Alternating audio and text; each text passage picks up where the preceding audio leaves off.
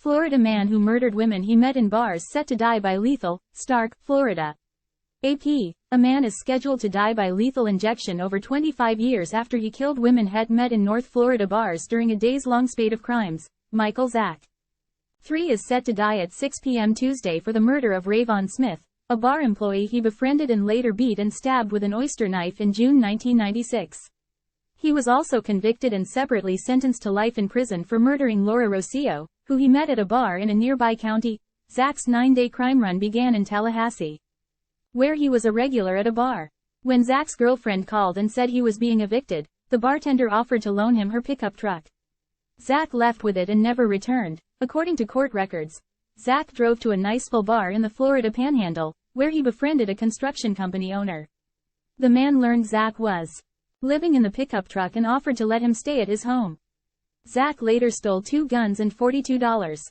He pawned the guns. According to court records, at yet another bar, he met Rosillo and invited her to the beach to do drugs. He then beat her, dragged her partially clothed into the dunes, strangled her and kicked sand over her face. According to court records, the next day he went to a Pensacola bar, where he met Smith.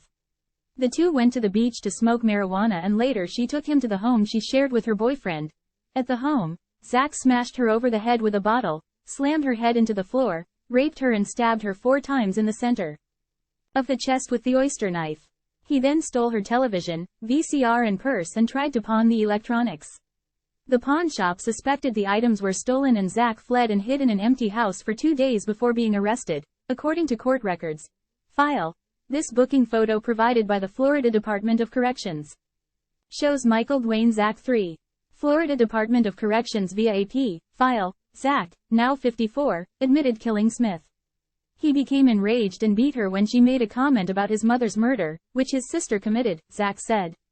He said he thought Smith was going to another room to get a gun when he stabbed her in self-defense. Zack's lawyers sought to stop the execution, arguing he is a victim of fetal alcohol syndrome and post-traumatic stress disorder. The U.S. Supreme Court denied Zack's appeal for a stay of execution Monday afternoon without comment. Zack's execution would be the 8th under Governor Ron DeSantis dating back to 2019 and the 6th this year after no executions in 2020 through 2022. DeSantis has made tougher, more far-reaching death penalty laws an issue in his presidential campaign. File.